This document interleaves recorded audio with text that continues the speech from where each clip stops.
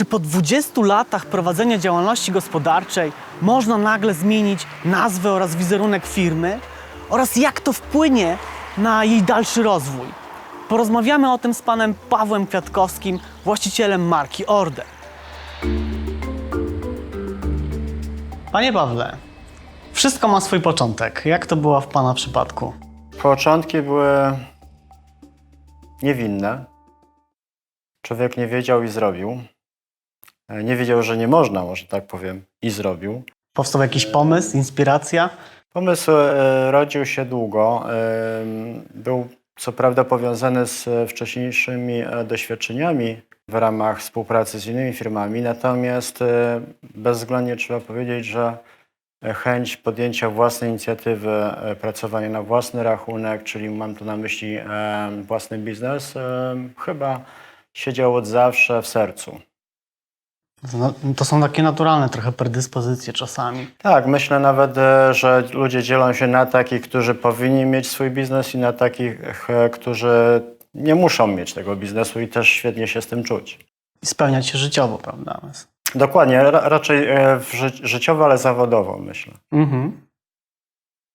No i jakie były początki tego biznesu? Początki były trudne, ponieważ ja jako rekonwalescent powypadkowy leżałem w łóżku szpitalnym i tam decyzję podjąłem o rozpoczęciu działalności. Niektórzy mówią, że to jest tak zwana rehabilitacja po szwedzku, czyli najlepiej człowiek połamany, trudno, ale idzie do pracy, zapomina o bólu, o problemach i tam szybciej wraca do sprawności.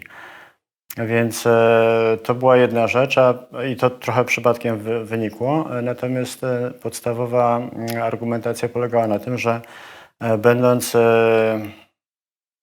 po wypadku zacząłem urealniać sobie zagrożenie, jakie na mnie czyha na co dzień i nie chcąc zostawić rodziny najbliższej bez źródła utrzymania, postanowiłem taką właśnie działalność podjąć. Jak to wyglądało na początku? To był jaka przestrzeń? To było, działał pan sam, czy to już jakaś grupa osób, która wspierała ten biznes? Bezwzględnie działałem sam i skupiałem się tak naprawdę na planie B. Paradoksalnie nie na planie A, tylko na planie B. Dzięki temu plan A wyszedł mi, można powiedzieć, bezproblemowo, bo wiedziałem, że plan B jest, tak? I to myślę, że też jest bardzo ważne nie tylko przy startupach, ale ogólnie w życiu. Żeby być przygotowanym na różne sytuacje? Mieć alternatywę. Więc to, co miałem, to na pewno nieduży zapas środków, aktywów, które przeznaczyłem na zakup produktów i postanowiłem, że zafunkcjonuję na rynku jako podmiot zaopatrujący być może hurt. Natomiast jeżeli się nie da, to zrobię to osobiście w formie obsługi komercyjnej rynku, czyli bezpośredniego dostarczania dla klientów końcowych. No i tak się stało, że dzięki odrobinie szczęścia i kilku znajomościom udało mi się wejść do pewnych dystrybutorów, którzy zgodzili się współpracować ze mną i tam rozpocząłem tak naprawdę przygodę, która trwa do dzisiaj, czyli kompleksowe zaopatrzenie rynku czystościowego w relacjach B2B poprzez dystrybutorów na terenie całego kraju. Jaki był ten taki pierwszy, najważniejszy skok wzrostu w firmie? Właściwie możemy powiedzieć, że był płynny przyrost różnych współczynników tej działalności. Między innymi był to przyrost ilości klienta, przyrost sprzedaży, oczywiście wzrost wartości aktywów, czyli tak naprawdę środków towarów handlowych.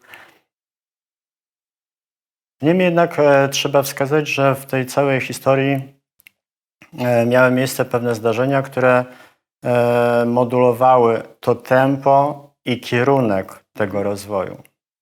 I taki pierwsza taka decyzja kluczowa, która spowodowała, że czuł pan, że ta firma idzie w dobrym kierunku, że rośnie. Pierwsza i najważniejsza, myślę, z decyzji polegała na tym, żeby podjąć bezpośrednią współpracę z dostawcami zagranicznymi, odcinając się od tak zwanych pośredników handlowych. I to była współpraca z firmą Technotrolley System z Włoch.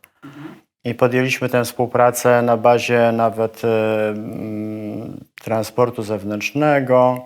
Oczywiście skala była niewielka, więc były to furgony. I po niedługim czasie kupiliśmy swój pierwszy samochód dostawczy. To był samochód do 3,5 tony, ale wystarczał na naszą skalę, aby nim komunikować się z Włochami, co jest dość daleką destynacją, a do tego jeszcze należy wspomnieć, że mieliśmy granicę, nie byliśmy w Schengen, więc te wszystkie procedury celno-operacyjne były jak najbardziej wtedy wymagane. W związku z tym ten proces był trudny. Nie każdy podmiot chciał podjąć się takiego działania, więc myślę, że na tym wygraliśmy trochę, idąc troszkę w zaparte w kierunku trudniejszych rozwiązań. Niemniej jednak historia chociażby z tym naszym dzisiaj kluczowym zresztą dostawcą sięga niemalże 18 lat i jest bardzo bogata w różne perypetie, o których mogę jeszcze wspomnieć za chwilę.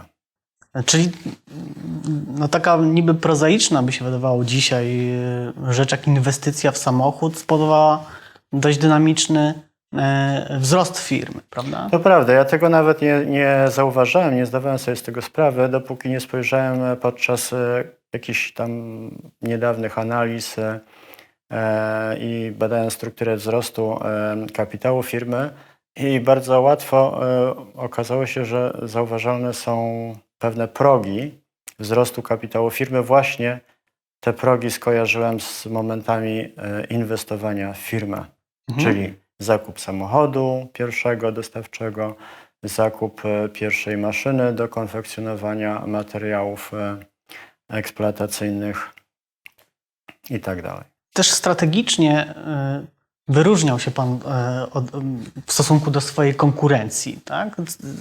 Co było takim kluczowym tutaj sposobem, metodą na to, żeby zrobić to inaczej? No, oczywiście brak możliwości, żeby zrobić to tak jak inni, czyli brak kapitału i skupiłem się na łamaniu barier wejścia na rynek, czyli tak naprawdę starałem się zrobić coś w taki sposób, tak odmienny, co gwarantowało mi możliwość zrealizowania zamierzonego celu, ale bez odpowiedniego kapitału, którego nie miałem, ale też nie chciałem się przecież zakredytować na samym początku startupu. Ale też były odważniejsze ruchy, tak? Bo najpierw był jakiś mały lokal, później to rosło, przyrastało kolejnych pracowników. Tak. Jak to wpłynęło też na rozwój firmy? Przestrzeń, tak? No bo dzisiaj siedzimy sobie w naprawdę dużym obiekcie, za nami ogromny magazyn, tak? To się nie stało nagle, tak? Do tego tutaj chcę uderzyć. To prawda. To wszystko łączy się z podejmowaniem decyzji. Te decyzje podjąć jest najtrudniej, bo każda decyzja to jest wielka niewiadoma. A co będzie, jeżeli się nie uda? A co będzie, jeżeli nas na to nie stać? Więc wydaje mi się, że najważniejsze jest przede wszystkim skalowanie przedsięwzięcia oraz postępowanie zgodnie ze swoim kodeksem. I tutaj włącza się czynnik zwany intuicją, który zresztą według nauk ekonomicznych intuicja zaliczana jest generalnie do dość słabych współczynników wspomagających decyzje. Niemniej jednak, moim zdaniem, na początku, gdy startup jest w fazie koncepcji, fazie wzrostu, czy nawet koncepcji, czy później wzrostu, budowy, ten czynnik jest bezwzględnie niezbędny. I dodatkowo powiem tylko tyle, że jeżeli jesteśmy zaangażowani w działalność operacyjną, a tak jest zdecydowanie, gdy firmę rozkręcamy, czy zaczynamy biznes, wtedy my jesteśmy zdani na intuicję, bo tam najwięcej bodźców do nas dociera, które pozwalają nam czuć ten biznes. Czyli my na bieżąco wiemy, co w trawie piszczy, gdzie nie działa, gdzie trzeba poprawić. W momencie, gdy budujemy strukturę, gdy nam się firma rozwija, przestajemy mieć kontakt jakby z tym ciałem, z tą materią. Co powoduje, że intuicja niestety nie działa, bo nie ma tych bodźców. I musimy się zdecydowanie oprzeć na merytoryce, na kompetencjach, które wtedy musimy mieć. Inaczej firma dojdzie do pewnego momentu i stanie. Po prostu nie będziemy mogli się rozwijać, bo dotkniemy pewnej bariery, która polega na tym, że nie jesteśmy w stanie dalej przedsiębiorstwa budować. Czyli jest pewien etap, gdzie musimy być blisko sercem tego, co robimy, musimy w to wierzyć, musimy to rozwijać, a później, kiedy to się rozszerza, coraz więcej ludzi nas otacza, zajmujemy coraz więcej przestrzeni, musimy skupić się na umiejętności analizy danych, które ta firma nam dostarcza, czyli ten rynek nam dostarcza. Tak? Zdecydowanie na początku serce, zaangażowanie, nawet powiedziałbym więcej, pasja. Później dokładnie to samo, tylko dodatkowo dokładamy merytorykę. Jeżeli nie mamy warsztatu, to idźmy do szkoły, nieważne jakiej. Ważne, żeby miała związek z zarządzaniem lub są to nauki, które mają styczność z tematyką, czy traktują o tematyce zarządzania ogólnopojętego. Nie musimy być specjalistą na temat marketingu, czy specjalistą w dziedzinie procesów. Powinniśmy być ogólnie rzecz biorąc ogarnięci i w taki sposób przygotowani, żeby być otwartym na pewne procesy, na pewne zmiany, na wdrażanie tych procesów i zmian. Musimy dotykać każdego obszaru, prawda, żeby umieć rozmawiać z tymi ludźmi, ponieważ jako osoby odpowiedzialne za cały biznes należy mieć chociażby podstawową wiedzę, prawda, z każdego. Zdecydowanie. Znam wiele firm, które są znacznie starsze od mojej i niestety, ale tam właśnie brak odpowiedniego przygotowania menedżerskiego lub brak odpowiedniego fachowca spowodował, że firma niestety ale straciła swój impet. Panie Pawle, co mógłby Pan powiedzieć przedsiębiorcom, którzy są właśnie w jakichś takich kluczowych miejscach, czyli otworzyli działalność gospodarczą, ich firma rośnie i stoją, tak jak Pan też stał, przed podjęciem decyzji, czy zainwestować w firmę, czy może kupić sobie nowego laptopa, czy może kupić sobie nowy, ładny samochód, tak? No bo takie decyzje wiem, że Pan jakby podejmował na korzyść firmy, dzięki czemu ona kilka oczek znowu, czy kilkanaście mogła się wspiąć do góry. No cóż, ciśnie mi się na usta pewne powiedzenie znanego startupowca w skali światowej, który powiedział, że startupy są dla wszystkich, ale nie każdy jest w stanie je znieść. I gdy to usłyszałem, pomyślałem sobie, jest facet, który mnie rozumie. I to na mnie zrobiło duże wrażenie, ponieważ ta wytrwałość w dążeniu do celów częstokroć jest nierozumiana przez otoczenie. I co ja bym mógł doradzić? Robić swoje. Przede wszystkim mieć pomysł, mieć ambicje, dobrze wyskalować to, co chcemy zrobić, dobrze stargetować. Od razu mówię o skali biznesu oraz targecie, czyli dokąd kierujemy usługę lub produkt i robić swoje. Nie patrzeć, co kto mówi. Oczywiście obserwować otoczenie, bo otoczenie ma niesamowity wpływ na organizację. Mówimy to oczywiście o ocenie o wpływie, makrootoczenia, mikrootoczenia, ale też samej organizacji. I to wszystko składa się nam bardzo ładnie na obraz, który możemy chociażby przedstawić w różnego rodzaju analizach organizacji. Niemniej jednak robić swoje, tak? Nie przestawać, nie poddawać się pokusom. Ja nawet powiedziałem, że startupowiec musi być trochę tak jak ksiądz. Oczywiście bierzemy tutaj dobry przykład księdza, który jest w stanie wyrzec się wszelkich pokus, wszelkich grzechów, które właśnie biznesmeni, startupowcy lub przedsiębiorcy popełniają na każdym kroku. Firma miała też swój, powiedzmy, przełom, tak? Podyktowany kryzysem gospodarczym. Tak? I wtedy ten dynamiczny wzrost i stały wzrost został zahamowany. Jak to było jakie były Pana doświadczenia z tym kryzysem? To był chyba, zdaje się, 2009 rok. Tak, tak. 2009 rok był momentem zwrotnym nie tylko dla nas, ale dla całej branży, bo uznaje się, że branża czystościowa jest tą branżą, która najszybciej dostaje rykoszetem w przypadku kryzysu, bo tam się przymyka kurki na wydatki.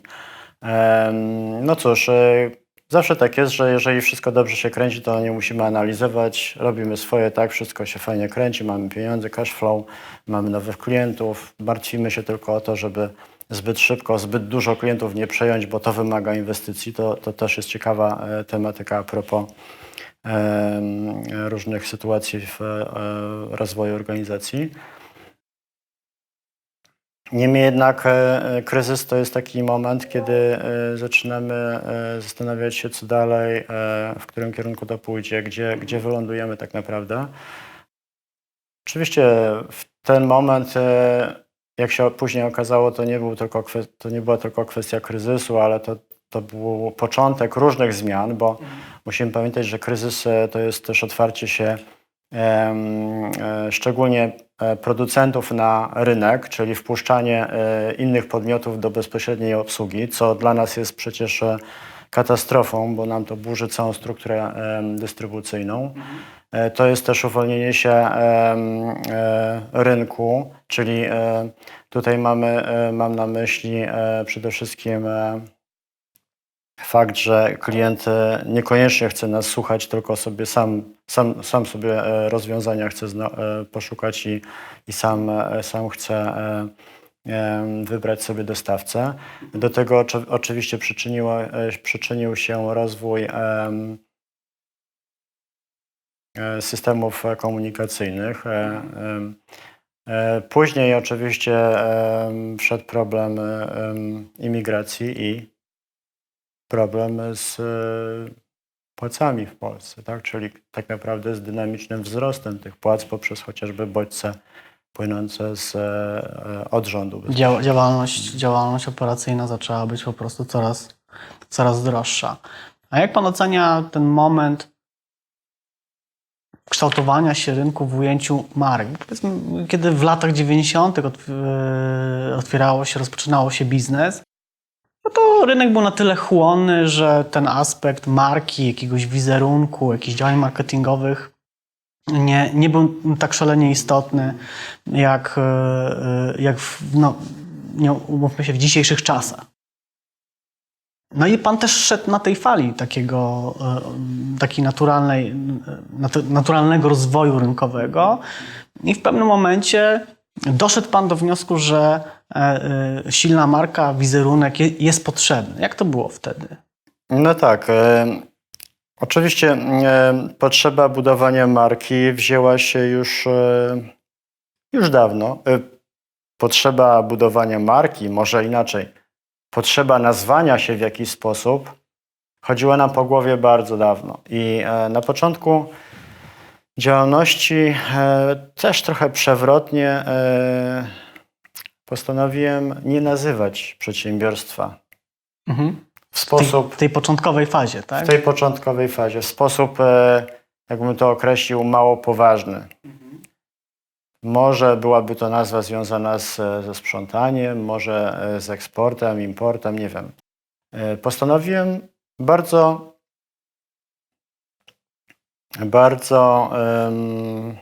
otwarcie powiedzieć, że ta firma to jest skład fabryczny sprzętu do sprzątania. Nazwa dość szeroka, właściwie za długa, żeby być nazwą, może, bardzo opisowa, ale bardzo precyzyjnie określająca naszą funkcję na rynku. Okazała się strzałem w dziesiątkę. Na tamten czas? Na tamten czas, bo wszyscy wiedzieli, o co chodzi, nazwa była czytelna i tak naprawdę dopiero w latach 2005 postanowiliśmy zmienić tę nazwę na nową nazwę, która brzmiała Eurosystem, a to za przyczyną oczywiście integracji z Unią Europejską i to był nośny jakby nośne słowa, więc postanowiłem to też użyć jako wzmocnienie dla firmy. W związku z tym ta nazwa się przyjęła. Ona oczywiście została opatrzona grafiką, czyli powstał logotyp, powstała forma wizerunkowa, graficzna. Natomiast zmienialiśmy tę formę dwukrotnie w ramach chyba 5 czy 6 lat. Z tego względu, że staraliśmy się jakby nadążyć za trendem rynkowym. Marka żyła, rozwijała Tak, się. marka rozwijała się i Eurosystem zaczął być bardzo rozpoznawalny z nazwy i to nam pasowało, chociaż nazwa sama w sobie nie była jakaś tam zbyt, można powiedzieć, zaawansowana lub nazwijmy to nawet ambitna, chociaż nie wiem, czy Ja to było istotne. pamiętam moment, kiedy pan trafił do mnie.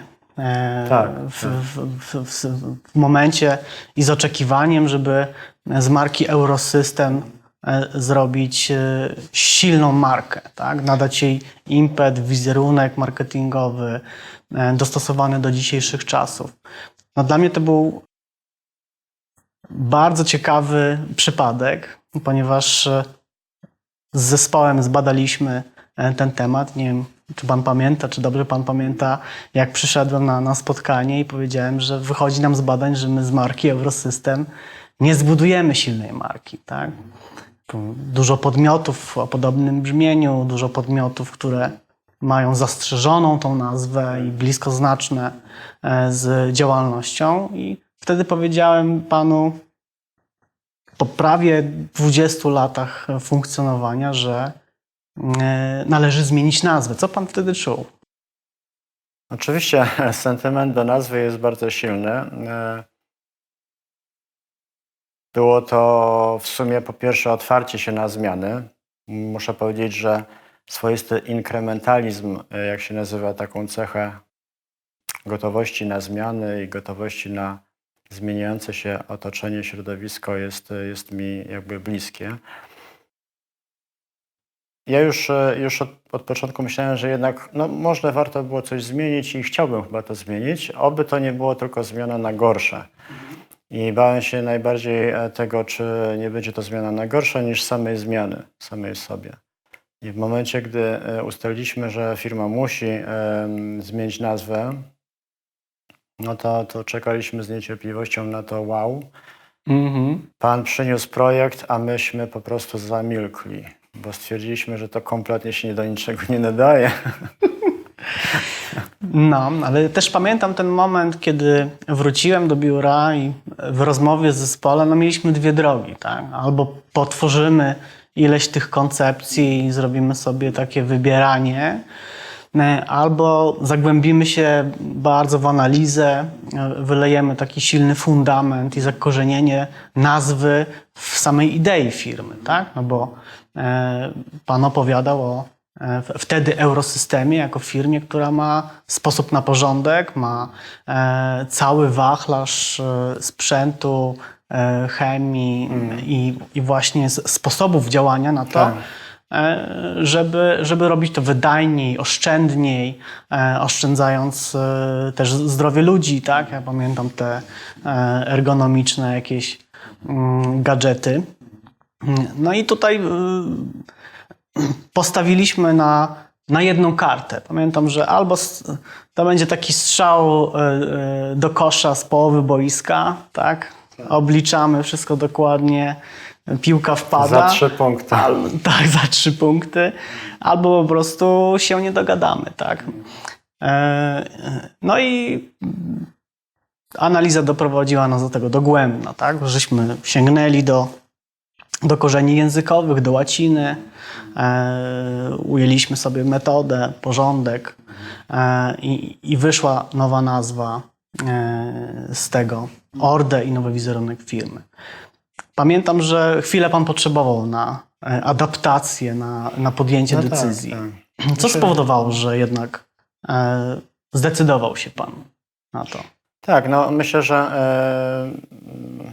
mogę powiedzieć wprost. Urzekł mnie Sygnet, bo Sygnet to jest ten znaczek przy nazwie firmy, do którego nigdy nie zwracałem uwagi i nie pokładałem w tym już żadnego potencjału, nie miałem doświadczenia takiego, a Pan mi wyjaśnił, że przecież można z takiego sygnetu zrobić bardzo dużą użyteczność w kontekście głównie identyfikacji wizualnej. I faktycznie to zadziałało i to mi się bardzo podoba. Zresztą uważam, że sygnet jest po prostu jest świetnie zrobiony, jest bardzo profesjonalnie zrobiony i się podoba wszystkim. Sam wizerunek nazwy jest też niezły, tylko brzmienie tej nazwy było dość takie, powiedziałbym, twarde jak na polskie warunki. Orde to jest takie, to jest właśnie nic nieznaczące dla Polaka, natomiast wiele znaczy dla osób za granicą i tutaj myślę, że konsultacje z osobami, z kontrahentami z zagranicy spowodowały, że jednak uwierzyłem w tę nazwę. Bo Orde to jest porządek rzeczy w języku flamandzkim. Mamy na myśli Belgię. Południowo-zachodnią, jeśli się nie mylę. Jeśli chodzi natomiast o Niemcy, to jest również słowo bardzo spójne z Ordnung. Dla Anglika troszeczkę tutaj jest taka konsternacja, czy powiedzieć ord, bo tak powinno się po angielsku to czytać, z e bezdźwięcznym, ale jednak to też nie jest źle. Jest bardzo to spójne słowo w znaczeniu z order. Generalnie jest ono mimo wszystko do zaakceptowania jako nazwa międzynarodowa i myślę, że o to mi też chodziło. Najbardziej chyba cieszę się z tego, że jest to nazwa, tak jak wspomniałem, wizerunkowo bardzo zgrabna i atrakcyjna dla obserwatora, a z drugiej strony jest niebanalna, bo w końcu jakżeż wiele mamy firm, które bardzo podobnie się nazywają i mylą nam się, czy to jest jedna czy druga firma, one bardzo podobnie brzmią. Mordo jest tylko jedno. Co więcej, w tych czasach domena czteroliterowa, jak sam zresztą Pan mi powiedział, to jest bezcenna rzecz. Tak. I dzisiaj to doceniamy. No to był trochę łód szczęścia, ale też efekt pracy zespołu, tak? Bo my tworząc nazwę mamy zawsze na uwadze, że tą domenę trzeba chwycić i ona musi być też reprezentatywna, tak? Musi być prosta, odzwierciedlać nazwę. No i tak. tutaj ja przyszedłem już też z wykupioną tą domeną, niezależnie od podjętej decyzji. Zagrał Pan wabank. Wabank, kompletnie. Dzisiaj marka żyje, to też chodząc tutaj po tych przestrzeniach firmy można zaobserwować. Ta marka żyje na różnych przestrzeniach, na kombinezonach pracowników firmy, na samochodach. Zadomowiła się. Tak, mamy ściankę przecież reklamową, mamy również stoisko wystawiennicze, mamy logotypy na fasadach, na ścianach, więc to faktycznie działa i to daje bardzo fajną, taką dużą spójność. Nie ma tu zgrzytu, powiedziałbym. Dzisiaj tam w kuluarach, powiedzmy, kuchni też zaobserwowałem, że nawet w kuchni gdzieś jakaś krótka instrukcja też nosi sygnet, czy chodząc po magazynie taśmy, czyli zadbał Pan o te szczegóły, żeby rzeczywiście ta marka mogła się rozwijać, mogła zaistnieć w przestrzeni, ponieważ jest to szalenie istotne, Pan to wie dzisiaj. No dzisiaj to wiem, ale zawsze zazdrościłem firmom, które miały takie opracowania i stosowały je w praktyce i mówię, kurczę, no fajnie by było, gdybyśmy my też takie coś mieli. Ale z czym tutaj mamy wyjść do ludzi? Nie mieliśmy czegoś takiego. Nie mieliśmy takiego produktu i w końcu teraz mamy i staramy się to eksploatować. Przed Panem kolejne wyzwania, kolejne etapy budowy firmy. Ja dziękuję za tą rozmowę, za podzielenie się swoimi spostrzeżeniami. Mam nadzieję, że odbiorcy tego materiału wyniosą coś wartościowego dla siebie.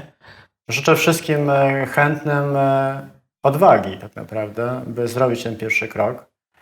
Nie róbmy niczego na ślepo, bo tak jak mówią specjaliści, fachowcy od biznesu, benchmarking jest bardzo dobrą techniką, czyli naśladowanie dobrych wzorców, ale nie róbmy tego na ślepo, bo to nie jest dobre.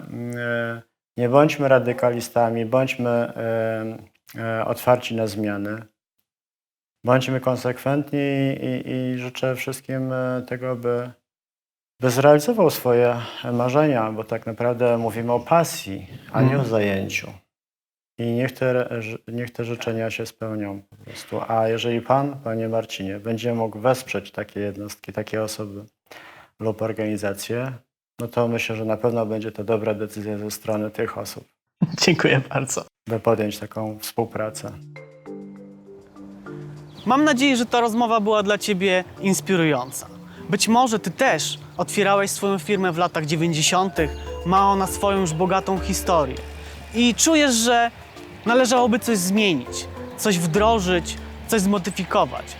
Jeżeli potrzebujesz porad i wskazówek, zapraszam na bezpłatne konsultacje ze specjalistą Grow.